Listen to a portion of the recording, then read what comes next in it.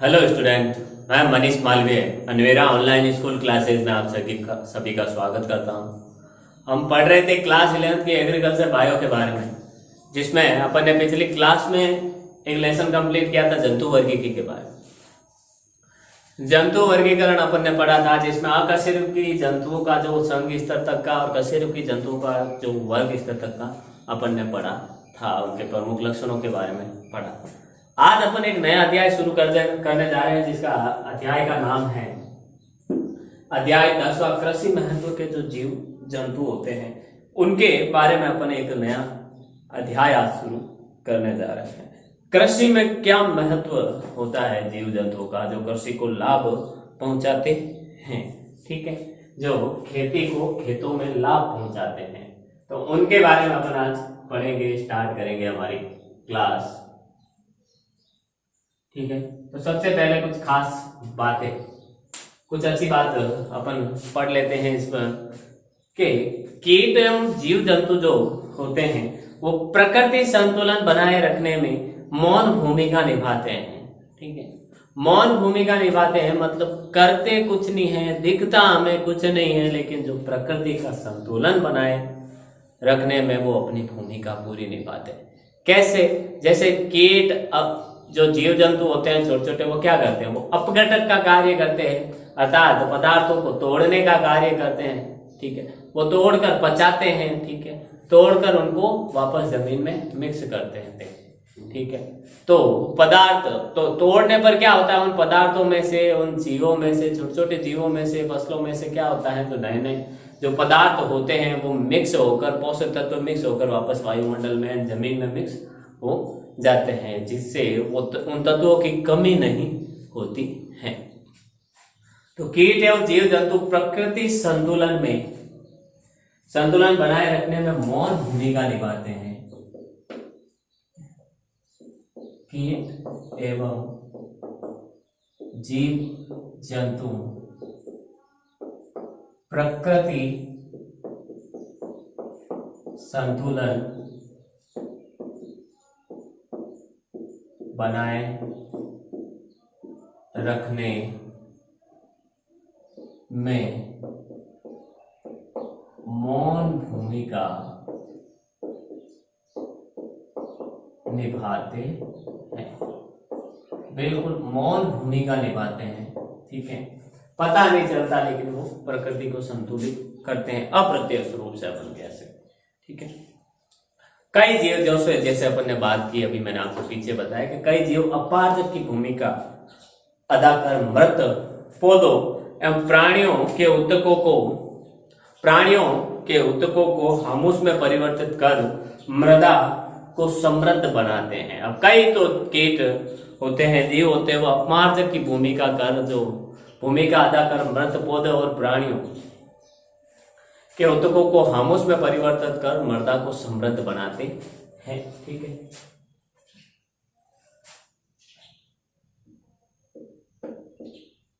कई जीव अपमार्जक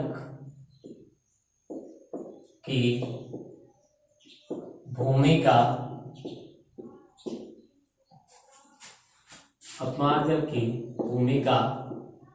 अदा कर मृत पौधों एवं जंतुओं मृत पौधों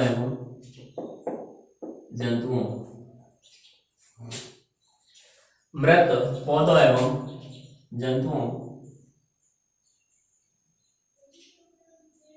के ऊतकों को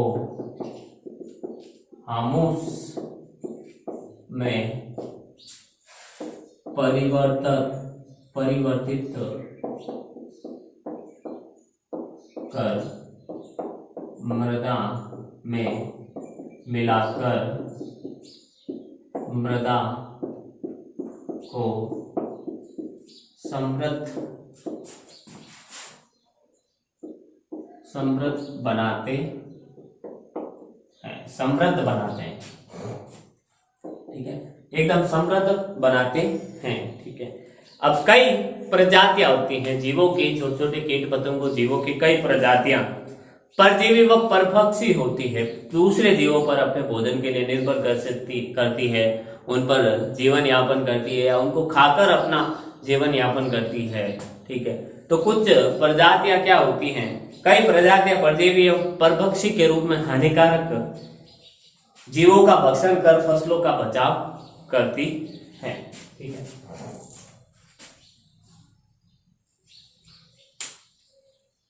कई प्रजातियां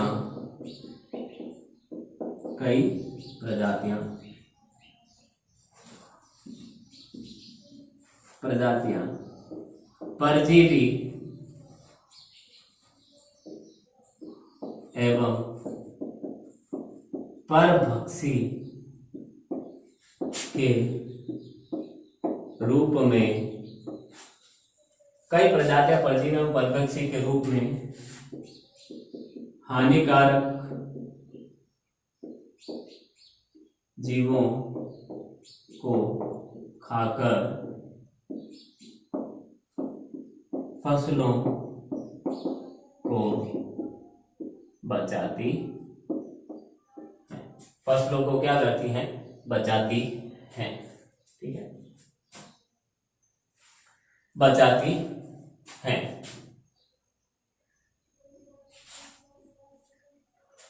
बचाती हैं।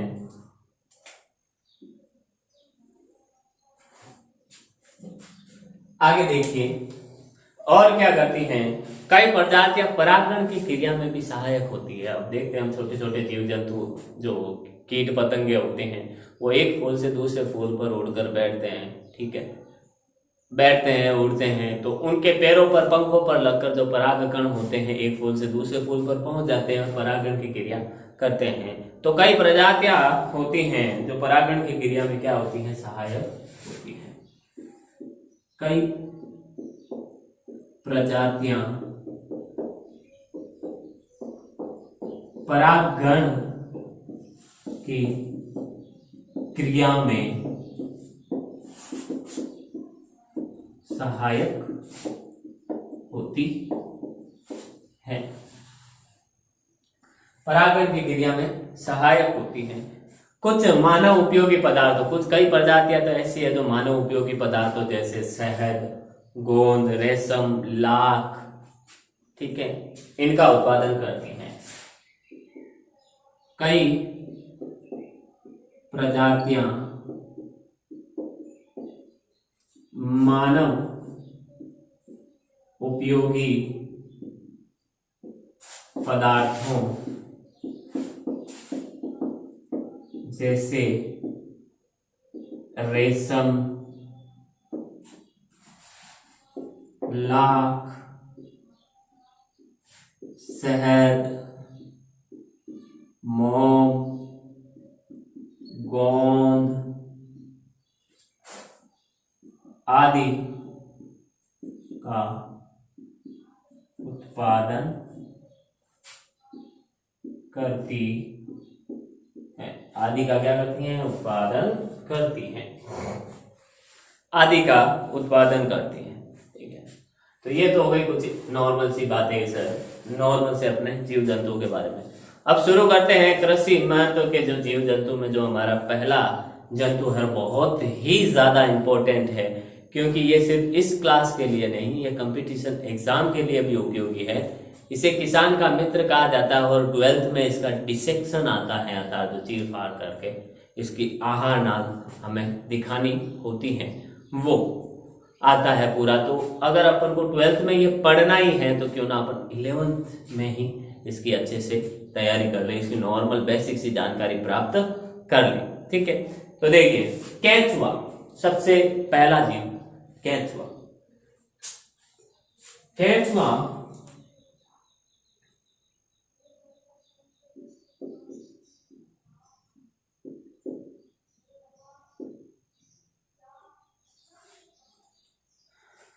केंचुआ यह संघ एनेलिडा का जंतु है। यह एनेलिडा संघ का जंतु है। यह संघ एनेलिडा का जंतु है। यह संघ एनेलिडा का जंतु है। यह द्विपार्श्व सममित और त्रिस्तरीय होता है। द्विपार्श्व सममित, इसकी सममिति द्विपार्श्व और त्रिस्तरीय, 3 जनन तंत्रों से मिलकर बना होता है। सॉरी, 3 स्तरों से मिलकर बना होता है। बाह्य त्वचा, मध्य त्वचा, अंतः त्वचा। यह द्विपार्श्व सममित व त्रिस्तरीय होता है। 3 स्तर का होता है, त्रिस्तरीय होता है। ये रात्रिचर, ये केंचुआ क्या होता है? रात्रिचर, रात को बाहर निकलता है, धूप में बाहर नहीं निकलता है।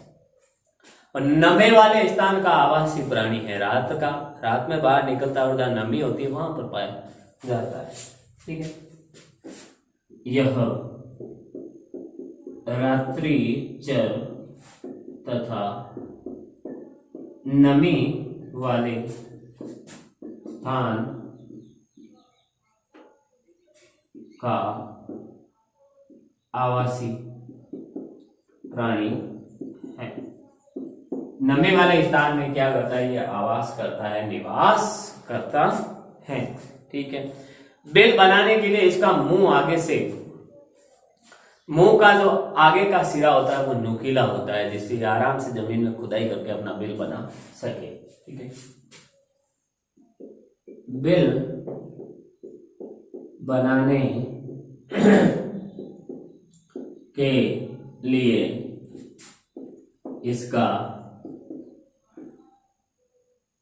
इसके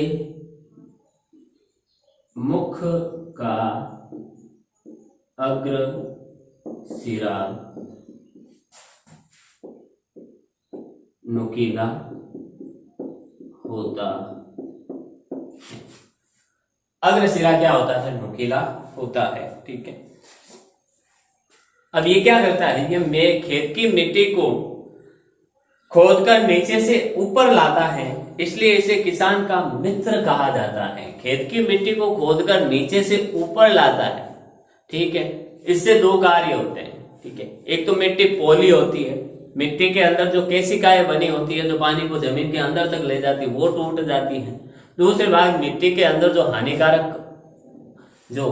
हानिकारक जीवाणु होते हैं वो मिट्टी को ये खोदकर ऊपर लाने से वो जीवाणु भी ऊपर आ जाते हैं, वो कीटाणु भी ऊपर आ जाते हैं, वो जीव जंतु कीट पतंगे भी ऊपर आ जाती हैं, जो धूप में आकर फिर क्या हो जाती हैं? नष्ट हो जाती हैं। कई अंडों और अंडे के लार्वा नष्ट हो जाते हैं।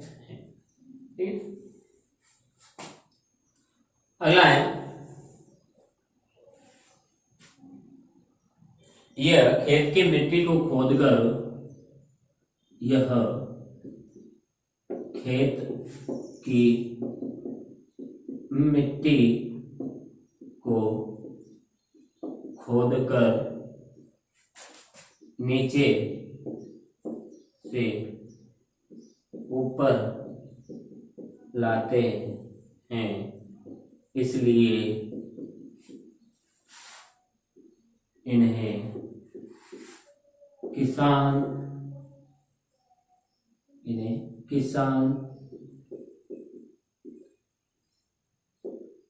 का मित्र कहा जाता है। इसे किसानों का मित्र कहा जाता है। ठीक है। किसानों का क्या कहा जाता है? इसे मित्र कहा जाता है। ठीक है। अगला, केंचुए के बारे में और खास बातें क्या है? इसमें वास्तविक देह गुहा व मेटामेरिक खंडी भवन पाया जाता है। ठीक है। इसमें वास्तविक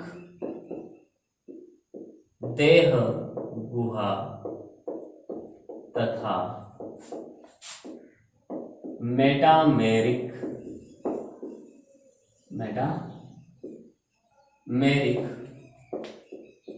खंडी भवन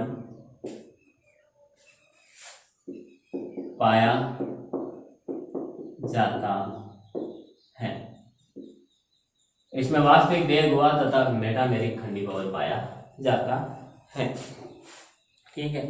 भारत में फेरेटिमा और लुम्ब्रिकस दो प्रजातियां पाई जाती है। भारत में फेरेटिमा और केंचुए की जो फेरेटिमा पोस्टुमा और लुम्ब्रिकस पोस्टुमा दो प्रजातियां पाई जाती हैं। ठीक है। भारत में फेरेटिमा तथा लुम्ब्रिकस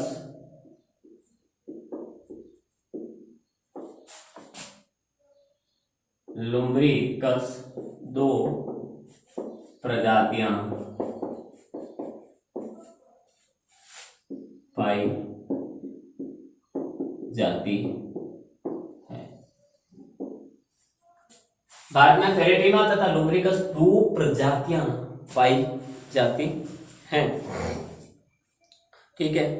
केंचुआ क्या करता है? केंचुआ मिट्टी में छोटे छोटे बिल बनाता है जिससे मिट्टी में रंध्र हो जाते हैं जो जड़ों के लिए वायु उपलब्धता है उनकी नीचे की ओर बढ़ना आसान हो जाता है। छोटे छोटे बिल बनाता है जिससे वायु में रंध्र हो जाते हैं। ठीक है। केंचुआ मिट्टी में छोटे छोटे बिल बनाता है जिससे वायु में रंध्र हो जाते हैं वह जिससे जड़ों के लिए वायु उपलब्धता एवं उनका नीचे की ओर बढ़ना आसान हो जाता है। केंचुआ मिट्टी में छोटे छोटे बिल बनाता है जिससे मिट्टी में रंध्र हो जाते हैं। मिट्टी में रंध्र हो जाते हैं जिससे जड़ों को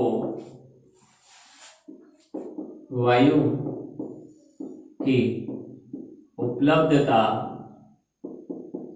जड़ों को वायु की उपलब्धता तथा उनका नीचे की ओर बढ़ना तथा उनका नीचे की ओर बढ़ना किनका? जड़ों का बढ़ना आसान हो जाता है। ठीक है। जड़ों को वायु आसानी से उपलब्ध हो जाती है और जड़ों का नीचे की तरफ गमन आसानी से होने लगता है। ठीक है। इस प्रकार केंचुए द्वारा क्या किया जाता है? मिट्टी उपजाऊ बनाने की वृद्धि को अपन क्रमी कंपोस्ट या वर्मी कंपोस्ट कहते हैं। इस प्रकार केंचुए द्वारा मिट्टी को उपजाऊ बनाने की विधि को कृमि कंपोस्ट या वर्मी कंपोस्ट कहते हैं। कृमि कंपोस्ट या क्या कहते हैं इसको? वर्मी कंपोस्ट कहा जाता है। ठीक है। मछली पकड़ने के लिए इसको लालच के रूप में, प्रलोभक के रूप में इसका उपयोग किया जाता है। मछली पकड़ने के लिए इसका उपयोग प्रलोभक के रूप में किया जाता है। मछली पकड़ने के लिए इसका उपयोग प्रलोभक के रूप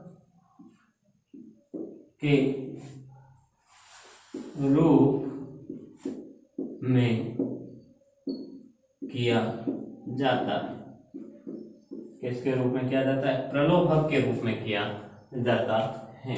एक लालच के रूप में, जैसे मछलियों के जो कांटे होते हैं उनमें केंचुओं को फंसा लिया जाता है और केंचुओं को बांध दिया जाता है, फंसा दिया जाता है, जिससे मछली आकर उन केंचुओं को खाती है और कांटों में फंस जाती है। तो मछली पकड़ने के लिए प्रलोभक या लालच के रूप में किसका उपयोग किया जाता है? लालच देने के लिए, मछलियों को पकड़ने के लिए, उनको लालच देने के लिए किसका उपयोग किया जाता है? केंचुओं का उपयोग किया जाता है। अब केंचुआ क्या करता है? केंचुए द्वारा जैव विघटनशील जो व्यर्थ पदार्थ के भक्षण के बाद उत्सर्जित अपशिष्ट पदार्थों को वर्मी कास्टिंग कहते हैं। ठीक है, अब वर्मी कास्टिंग के बारे में अपन थोड़ी सी चर्चा कर लेते हैं।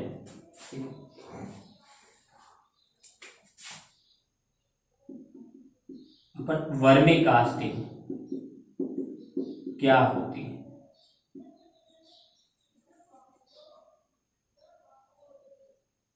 देखिए, इसी में केंचुए से ही वर्मी कास्टिंग क्या होती है ये चर्चा करते हैं। अब केंचुए द्वारा जैव विघटनशील व्यर्थ पदार्थों का भक्षण कर उत्सर्जित पदार्थ, भक्षण के बाद उत्सर्जित पदार्थों को, उपसर्ग जो भी वो पहले खाता है इन व्यर्थ पदार्थों को, जैव विघटनशील पदार्थों को, फिर उसके बाद जो जाता है वापस अपशिष्ट पदार्थ जो निकालता है वो वर्मी कास्टिंग कहलाता है। ठीक है, तो देखिए, केंचुए द्वारा जैव विघटनशील व्यर्थ पदार्थों के भक्षण के बाद उत्सर्जित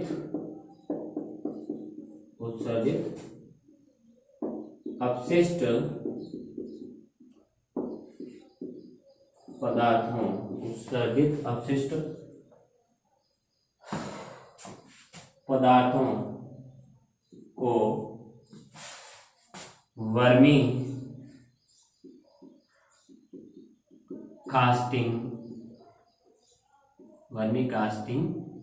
कहते हैं। क्या कहते हैं? वर्मी कास्टिंग कहते हैं।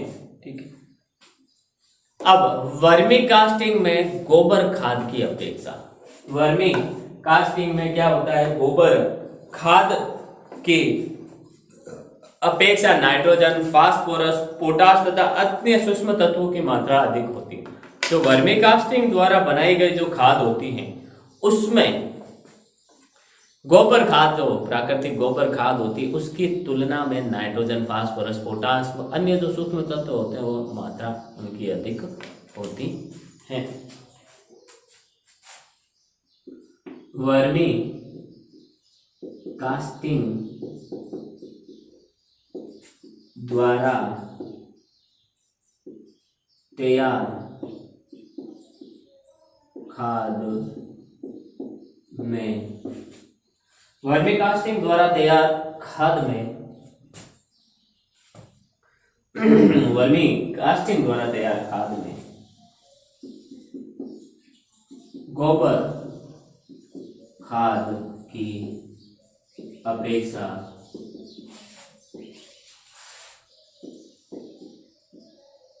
नाइट्रोजन, फास्फोरस पोटास व अन्य पोषक तत्वों की मात्रा अधिक होती है, अधिक होती है। ठीक है, तो ये वर्मी कास्टिंग के बारे में है कुछ बात। स्क्रीनशॉट ले पहले आप।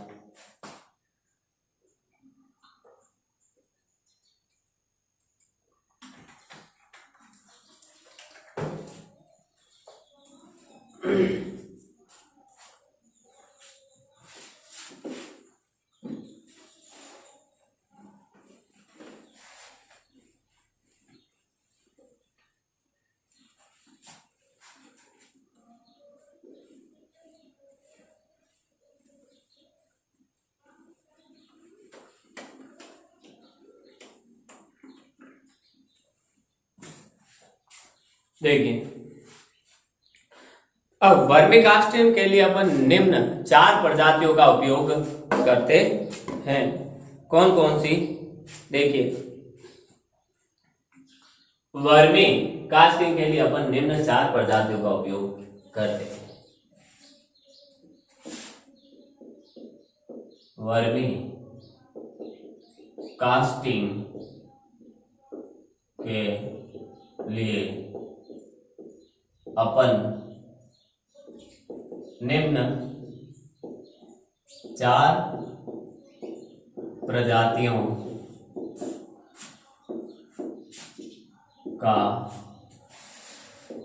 उपयोग करते हैं। कौन कौन सी? देखिए, पहली है हमारी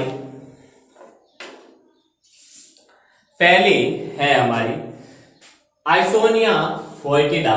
आइसोनिया फोएटिडा जिसे लाल केंचुआ कहा जाता है। पहली है हमारी आइसोनिया फाइटोडा, जिसे अपन क्या कहते हैं? लाल केंचुआ कहते हैं। क्या कहते हैं? लाल केंचुआ कहते हैं। लाल केंचुआ कहते हैं। ठीक है, अगला है यूड्रिलस यूजेनी। यूड्रिलस यूजेनी जिसे अफ्रीकन केंचुआ कहते हैं। दूसरा है यूड्रिलस यूजेनी, ये अफ्रीका का केंचुआ है। अफ्रीकन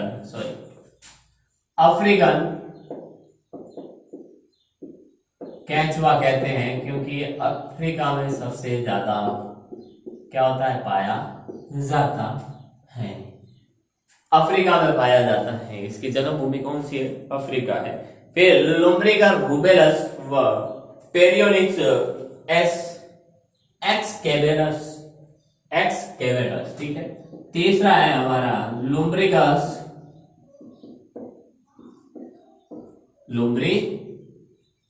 रूबेलस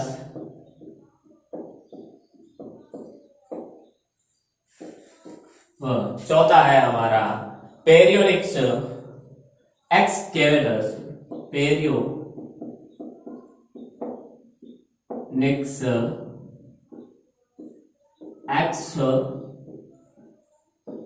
एक्सकेवेटस। ये क्या है? 4 प्रजातियां हैं जो भारत में पाई जाती हैं।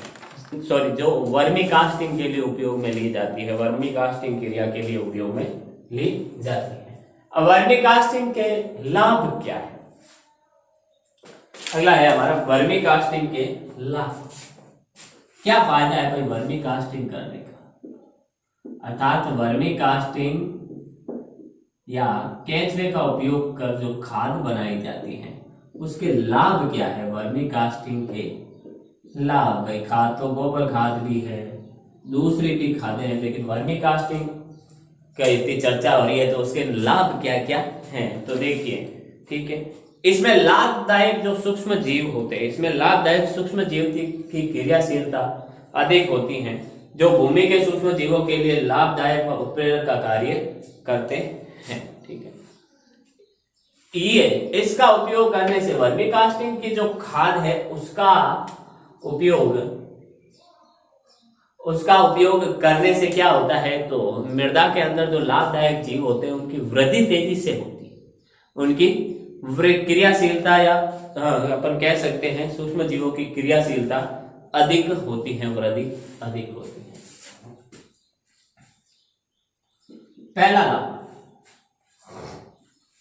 पहला लाभ है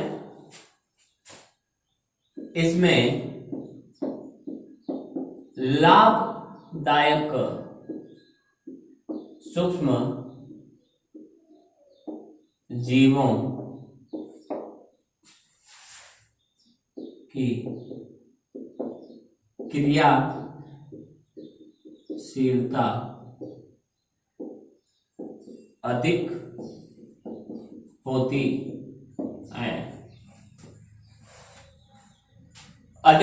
होती है, जो भूमि के सूक्ष्म जीवों के लिए लाभदायक और उत्प्रेरक का कार्य करती है, जो भूमि के सूक्ष्म जीवों के लिए लाभदायक एवं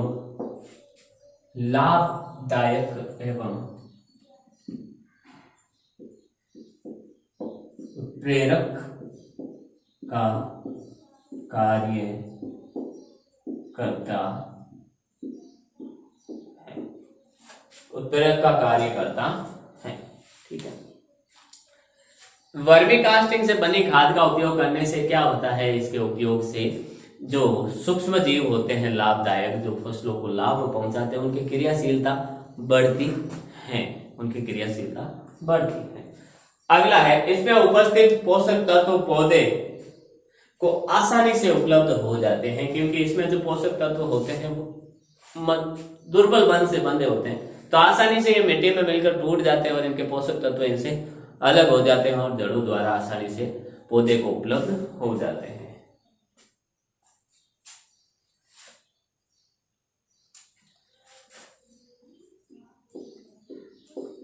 इसमें उपस्थित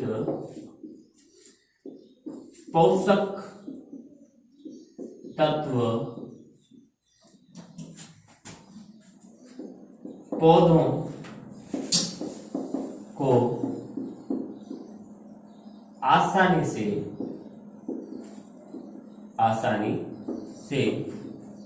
प्राप्त हो जाते हैं, बहुत ही आसानी से क्या करते हैं, ये पौधों को प्राप्त हो जाते हैं, जड़ों द्वारा आसानी से अवशोषित कर लिए जाते हैं। अब मृदा में जो जीवांश पदार्थ होते हैं या हामुस होते हैं, उनकी वृद्धि करते हैं। कौन उनकी वृद्धि करते हैं? ये वर्मी कास्टिंग द्वारा बनी खाद मृदा में जो हामुस की वृद्धि करते हैं। ठीक है, जिससे मृदा संरचना, वायु संचार, हामुस की वृद्धि करने से क्या होता है, मृदा की संरचना, मृदा के अंदर जो वायु का आवागमन है, गैसों का आदान प्रदान है, ठीक है, जल धारण क्षमता व उर्वरक शक्ति बढ़ती है, उर्वरक क्षमता बढ़ती है।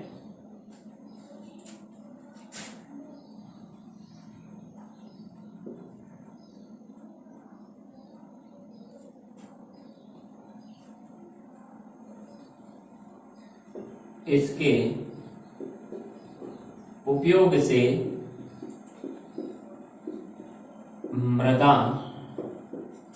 में जीवांश पदार्थ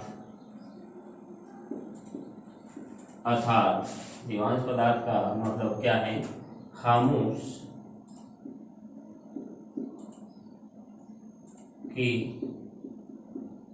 वृद्धि होती है, जिससे मृदा संरचना, वायु संचार, वायु संचार, वायु का संचार तथा जल धारण क्षमता एवं उर्वरक क्षमता भी बढ़ती है। जल धारण क्षमता एवं उर्वरक शक्ति बढ़ती है। किस कारण? वर्मी कास्टिंग द्वारा अर्थात केंचुए के द्वारा, वर्मी कास्टिंग द्वारा बनी हुई खाद के प्रयोग से। ठीक है, ये अपशिष्ट पदार्थों का जैव अपघटित कूड़े कचरों का पुनः चक्रण आसानी से हो जाता है। अब वर्मी कास्टिंग द्वारा जो अपशिष्ट पदार्थों या जैव अपघटित कूड़े कचरे का पुनः चक्रण आसानी से हो जाता है।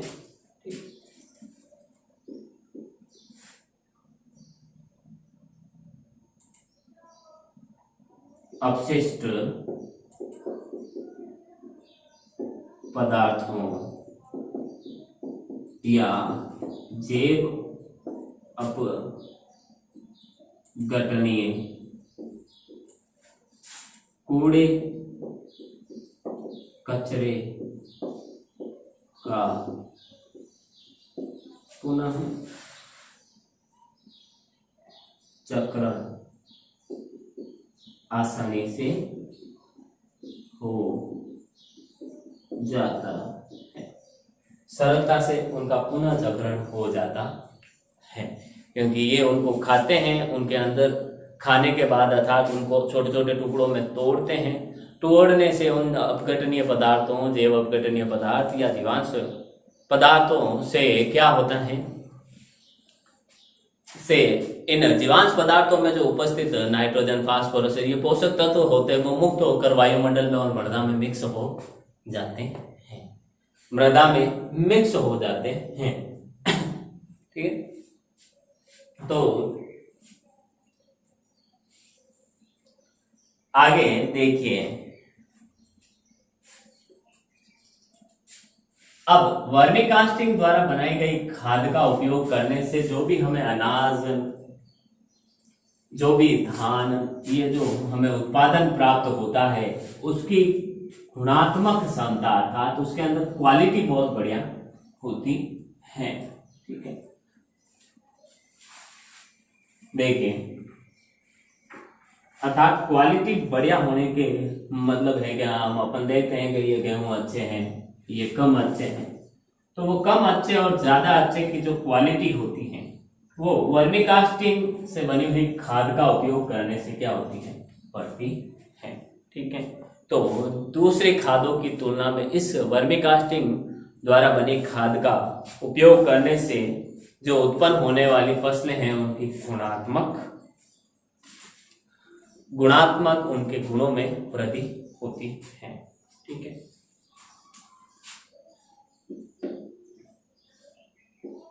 इससे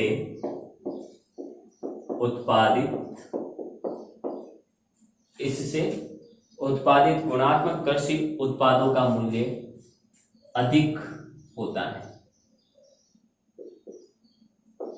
गुणात्मक कृषि उत्पादों का मूल्य अधिक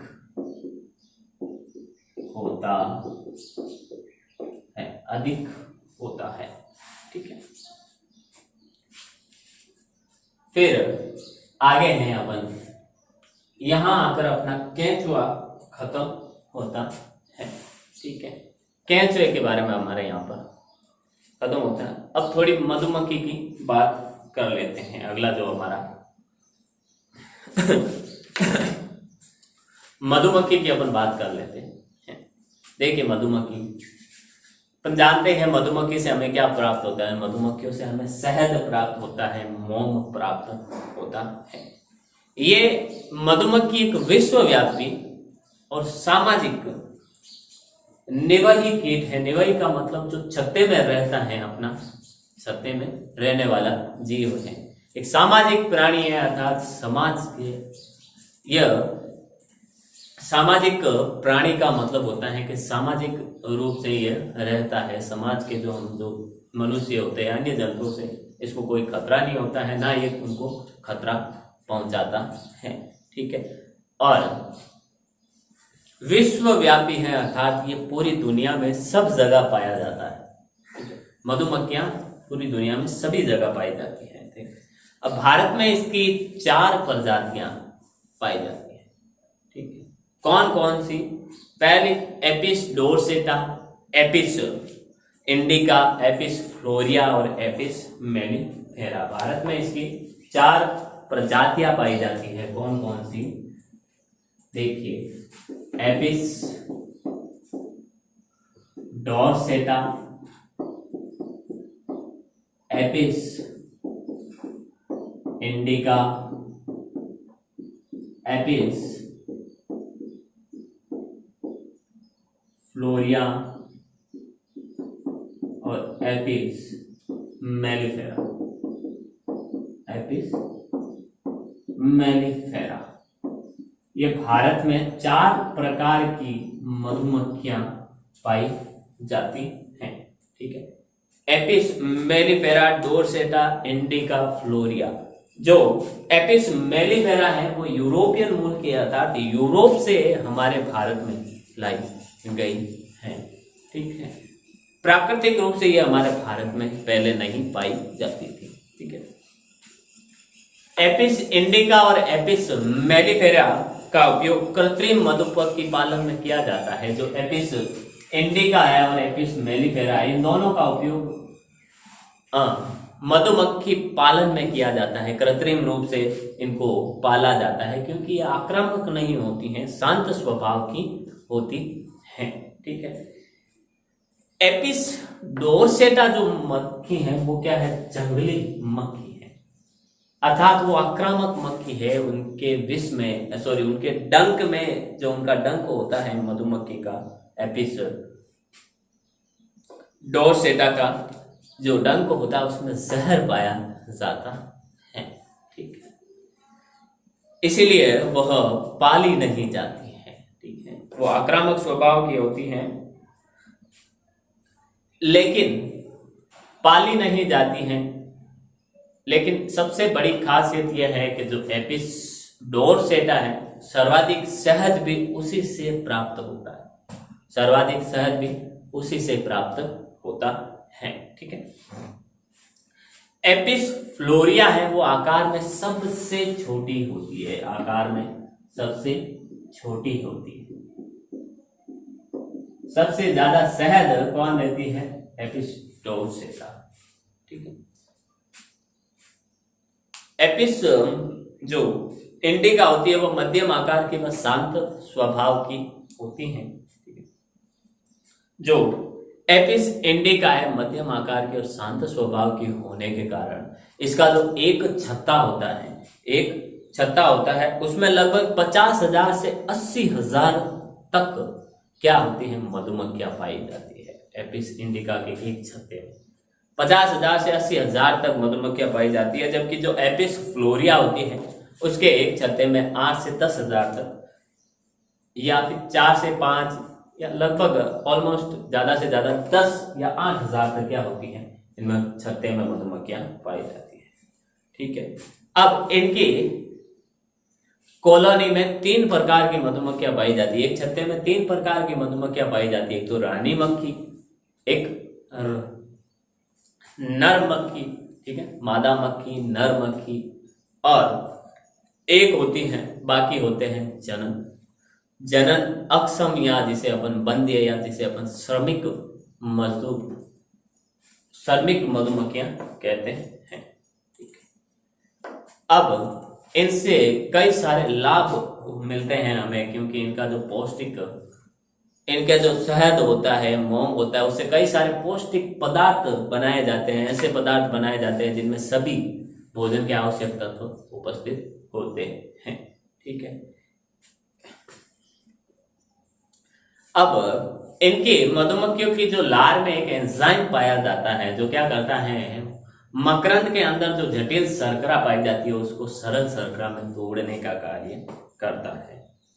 यह सबसे इंपॉर्टेंट जो इसका काम है, शहद और मोम तो प्राप्त होता है, लेकिन सबसे इंपॉर्टेंट कार्य यह है कि यह परागण में सबसे अमूल्य योगदान है इसका, ठीक है, क्योंकि यह घुमंतु कीट है, लगातार घूमता रहता है, पूरे दिन घूमता रहता है, एक फूल से दूसरे फूल, एक पौधे से दूसरे पौधे, तो ये परागण क्रिया करवाने में सबसे अमूल्य योगदान देता है। ठीक है, स्क्रीन शॉट ले एक बार आप इसका।